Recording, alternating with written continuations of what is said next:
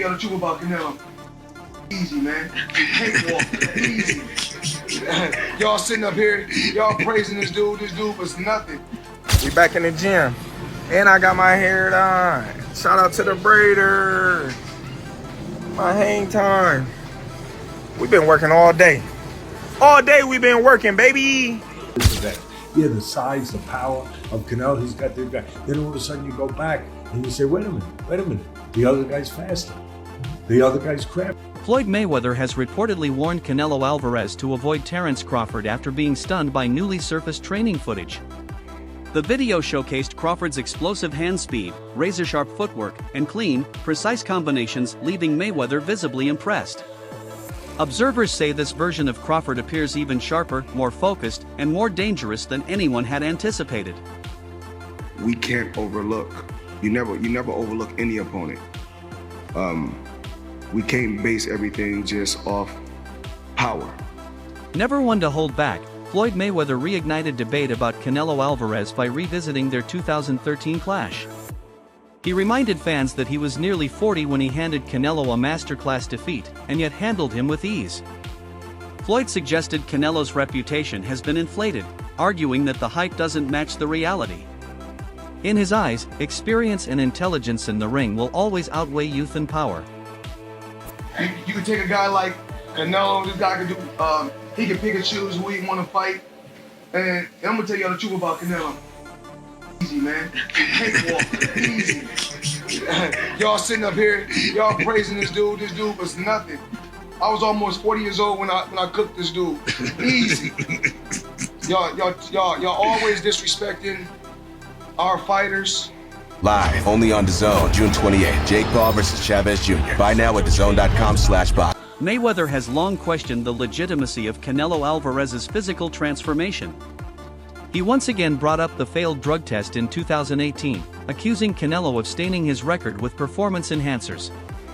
Floyd, who built his legacy on clean competition and relentless discipline, believes this shadow taints many of Canelo's victories, especially when they come against physically smaller opponents.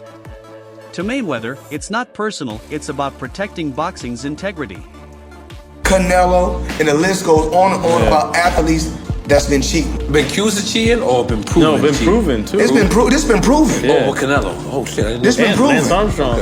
And then Canelo talking about it was the steak that it was the meat that he was eating. So okay, now you eating, I guess you're eating steroid cows. Man, these boys kill. Jeff Mayweather added fuel to the fire, saying Terence Crawford's skill level could be so elite that he'd even pose a threat to Floyd himself.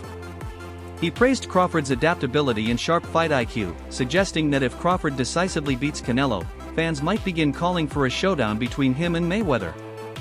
Jeff believes such a scenario would electrify the sport and position Crawford as the bridge between boxing's past legends and present greats. Everybody acting like Bud is the second coming of Mayweather. Y'all got the game fucked up. Mayweather actually didn't get hit. Bud gets hit by dudes that, like, who on Bud's resume is an equivalent of someone on Floyd's resume? So that's it right there. You know what I'm saying? Like, Floyd not getting hit by elites, Bud getting hit by non-elites, and somehow y'all think Canelo not about to touch him. Tensions erupted during a recent face-off when Crawford unexpectedly shoved Canelo Alvarez. But Canelo didn't back down. Instead, he grinned and said it fired him up even more. The moment wasn't just pre-fight theater, it showed that both men are locked in and ready for war. Their psychological battle is now fueling the physical anticipation, with emotions running high and the stakes climbing ever higher. Hello, what did you think about the shove, that moment that happened on stage? Oh, I'm turning it on right now. Right? Yeah. Did it make you want to go harder for the 13? I don't know, but made me feel more excited. Love it. I'm gonna train so hard. Crawford has openly acknowledged the impact Mayweather has had on his mindset and career. It's not just about mimicking skills, it's about mastering control. Like Floyd, Crawford has focused on smart business, self-management, and strategic planning. In training, he emphasizes discipline and precision, understanding that boxing success comes from mental dominance as much as physical excellence. The similarities in mindset are undeniable. know how you is. You be sizing niggas up, bro. Keep it a stack. Did you in your head size up Floyd? Like, you know what I'm saying? If we was ever keep it real, boy, keep it real. I'm never that type of guy. I think that's some grimy shit. I always been happy for him, been a fan of his, and I never imagined us fighting. Yeah. I never looked at him like, man, I know I'll be this. Boy, you capping, bro. I never thought like fantasy fight me versus Floyd, nah. Never. I never just was with a person and looked at him like, man, I'll be this. Never. That's some hate type shit to me. Like plotting. I ain't never been that type of person ever. When Floyd talks strategy, it carries weight. His dismantling of Canelo in 2013 wasn't about brute force, it was a clinic in ring IQ.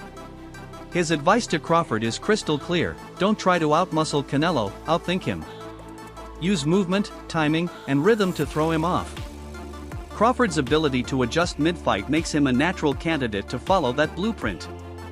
For Mayweather, this fight isn't about who hits harder, it's about who solves the puzzle faster. Terence Crawford jumping up from 154 to 168 and beating this quote-unquote version of Canelo Alvarez would diminish the accomplishment that Floyd Mayweather accomplished beating his version of Canelo Alvarez. Is it two different versions of Canelo Alvarez? And obviously, Canelo Alvarez is 62 wins, 2 losses, 2 draws, 39 big wins by way of knockout. He's a first ballot Hall of Famer.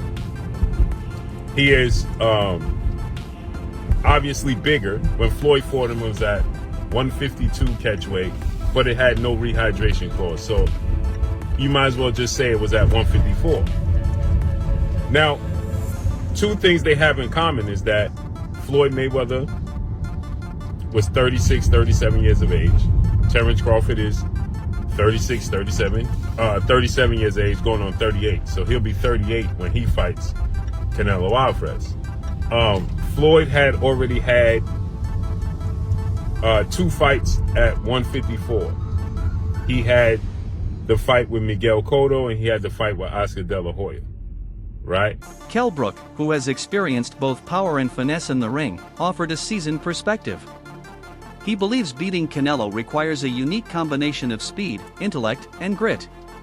Crawford can't rely solely on his usual rhythm, he'll need to anticipate, adapt, and take away Canelo's strengths. Brook sees this not just as a physical war but a cerebral chess match where each round will test Crawford's ability to evolve. You know, it's a wow fight, you know what I mean? It's two supreme athletes fighting against each other, but you've got to sway towards Canelo. Crawford's gonna have to, move up, and I knew when I boxed Golovkin, there's a big difference, especially with someone that, fighting a middleweight, a mediocre world champion's okay, but when you're fighting someone like, Canelo or Golovkin, it's a different kettle of fish, I have to lean towards Canelo, but, Crawford's very, very, very good. You think Crawford's still got the legs? Obviously, he's very much got great IQ in the ring, but he's very much a good mover as well. Do you feel like he's still got the legs to be maybe outmoving Canelo if he needs to? Well, I don't know. I think when we look back at Mayweather when he beat Canelo, he's a mover. Crawford's not really like Mayweather in that aspect. It's like he's more. He kind of sets his feet. He's just. He's cute with how he approaches chucking shots and moving. You know what I mean? I think it's a different fight to Mayweather, and Canelo's obviously a different fighter from when he boxed Mayweather. But like I say, it's one of them what we've got to tune into and watch. Both unbelievable fighters, but I'd have to favour Canelo. Just his size and his experience and just his ring jump. Among fans and insiders, a growing sentiment is that Crawford represents Canelo's most formidable challenge in recent memory. This belief stems not from hype but from Crawford's consistent dominance and diverse skill set. His ability to switch stances, control tempo, and read opponents makes this bout feel like a true meeting of the minds. It's a stylistic clash that has rekindled passion among hardcore and casual boxing fans alike. I'm gonna be real with y'all. Terence Crawford is top 5. Top 5, I'll die on that hill. He's my top. He might be top 3. He might be top 3. I just gotta see what's up. But I'm gonna be real. This Canelo might be the most fucking locked in Canelo I've ever seen in my life. My boy Canelo is too fucking locked. He's not even speaking Spanish no more. He's speaking fluid ass English. He's not even Spanish no more. Oh boy said, how will this affect the Canelo legacy if Terence Crawford beats you? He's not going to beat me. No, he's not going to beat me. But this will go down in boxing history. But he beat me. He's not beating me. No, you're not different. No, you're no different than no Spanish. Canelo is locked in. Yo, I'm telling you, this is that fight where I feel a little bit scared for my favorite. Crawford and his camp understand that this isn't a fight you prepare for with a cookie-cutter strategy. Every detail in his camp has been fine-tuned to counter Canelo's strengths. Crawford's unpredictable stance switching and pinpoint precision could frustrate Canelo's rhythm. The goal isn't just to survive, it's to dismantle Canelo's comfort zone, control the pace, and make him second-guess every move. Crawford must not just fight, he must disrupt. How is Terence Crawford going to beat Canelo Alvarez? We need to talk about it. We'll look at the guys who've had success with Canelo. We'll look at Bivol. We'll look at Golovkin. We'll look at Floyd. And we'll look at Lara. Yes, I'll throw Lara in there. Why not? I think all these fights are absolutely irrelevant coming into this bout. Some of them are just dated, or some of these guys' style just cannot apply. For example, a guy in Lara. If Crawford wanted to fight how Lara fought Canelo, he would probably gas out in 7 rounds, or if he made it 12, he just wouldn't get that decision. It's that simple. Let's take a guy in Golovkin. Crawford just simply does not have the punching power, nor do I think he has the gas tank at 68. He's not a good enough puncher to try to fight Canelo like Golovkin. He doesn't have the physical traits even in the chin department. Then you have Floyd Mayweather. While both can have a bit of similarities, the speed, reflexes, technical prowess, IQ, timing, counterpunching, lateral movement, it's just too much from Floyd. I don't think Bud could take much from Floyd's game plan to implement it into his own success in September. And then you have Dimitri, the speed, the technical prowess, the IQ, the length. It's too much. So essentially, Terence Crawford is going to have to beat Canelo in a way that nobody has ever beaten him or gave him any issues in. I'm going to tell you exactly how Crawford's going to fight. He's going to fight like his damn self. It's too late in his career to change up the game plan. It's too late in his career for him to want to change up the game plan coming to a fight of this magnitude with a style he's never fought before. That will be a recipe for disaster. He's going to be more than likely off the back foot. He's going to be looking for counter shots. And I think there will be a point in this fight where he's simply just trying to survive. I like Crawford, amazing pound-for-pound fighter. Different animal at 168. This is one of the greatest of all time. I see win scenarios for him, but I don't see him being realistic. I can see him fighting off the back foot, using his speed, timing, and feet to stay away from Canelo, but that's very, very, very unlikely, damn near impossible. Oscar de la Hoya offered a sobering reminder amid the excitement. While he respects Crawford's talent, he warned that size still matters. De la Hoya, having been in similar matchups himself, knows firsthand how draining it can be to face naturally bigger fighters. He cautioned fans not to let the hype cloud the danger, reminding everyone that even the most skilled technician must respect the toll of physicality. William who? Canelo versus William Skull. William who? Oscar, being back in New York over here. No, let's just say Canelo Crawford, in the history of boxing, and this is the facts. Let's get it. If you see Thursdays, Fact Thursdays, I speak the facts. All right, I'll even do it for you. A good little man has never beaten a good big man in the history of the game, unless you go back to certain situations with Pacquiao beat me, but I was a dead man walking anyway. But a good little man never beats a good big man, so it's a tough test for Crawford, but I'm not counting him out. The bottom line, this is the truth again, it's a money grab. That's it. Nico Ali Walsh brought a fresh viewpoint, emphasizing the importance of preparation. He noted that Crawford isn't blindly entering the lion's den, he's been sparring with heavier opponents specifically to get used to Canelo's pressure and power. Walsh believes this strategic training shows Crawford's team is building a response to every scenario, turning physical disadvantages into a calculated opportunity. So I'm just worried about that, but I think it's a great opportunity for both those guys. I think people are going to watch it, so it's an exciting matchup. And we have another mega fight, let's be honest, September. Canelo and Crawford, two guys been around that you've trained with and things like that. Yes. Fight. That fight, everyone was siding towards Canelo. I would say it was like 80-20 people with Canelo before Canelo's last fight, but then after Canelo's last fight, it seems like it's more 50-50 now. So everything is just the build up for that fight is just going to be absolutely magnetizing. Like that fight, it's garnered so much more buzz after Canelo's last fight, and Bud is Bud.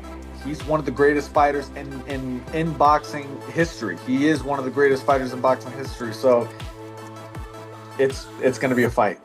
It's going to be awesome to watch. Have you sparred any of them? I haven't sparred Bud yet. I haven't been in Canelo's camp. I've met Canelo a few times. I love Canelo's team.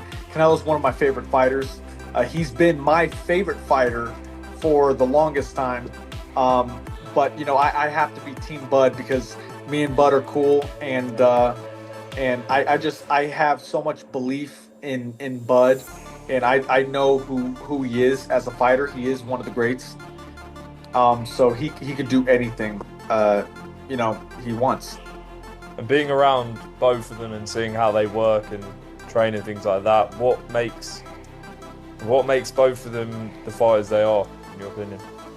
I've watched Bud, so for Bud in particular, he's calm in everything he does, and that kind of calm is scary to watch because it shows experience. You can see that he's been doing this for decades. You can see it with his shadow boxing. You can see it. Teddy Atlas sees the matchup as a contest of balance. While many highlight Canelo's strength, Atlas focuses on Crawford's mind. He believes Crawford's timing, intelligence, and willpower could create windows where Canelo's physical edge becomes irrelevant. Atlas sees this as a duel where success hinges on decision-making under duress, not just strength. It's a battle of brains as much as brawn. He's too big, and Crawford, as good as he is, he stepped up with Matrimorph, and he struggled a little bit. He won, but it was more competitive than we thought. Well, we didn't understand how good Matrimorph was because we underestimated him because he only had 10 pro fights, but he had 300 amateur fights. He was a good, solid fighter, right? And he's on this card, of course, but he was a good, solid fighter. We didn't understand that, so we started to knock down Crawford a little bit because our expectations were so high, and that's wrong. That's wrong. He won, he changed gears, he did what he had to do when he realized the level of this guy in front of him, and he got the win.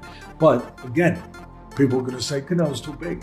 He had trouble with a 154-pound guy when he went up from welterweight to that. So now he's going up to 168. Teddy, come on. How are you going to make an argument? You'll make an argument to this, to the history of this sport, where little guys have been able to beat big guys, because you reverse it. You reverse who's got the advantage and the disadvantage. Yeah, the size, the power of Canelo, he's got the guy. Then all of a sudden you go back and you say, wait a minute. The other guy's faster. The other guy's craftier. The other guy has more options. The other guy is slicker. Oh, maybe he's got the advantages. Like the first time Pacquiao fought De La Hoya. And I know De La Hoya was having trouble with weight. Well, I get it, and that's fair. But still, I remember I picked that one. Every once in a while I pick one, right? I remember that I picked that one where Pacquiao's going. And I said, yeah, you're saying that De La Hoya's bigger and stronger. He's got the power edge, he's got this edge, but the other guy's quicker. That wraps up today's breakdown. Stay tuned for more insights as we count down to what could be one of the most pivotal fights of this era. Ask ChatGPT.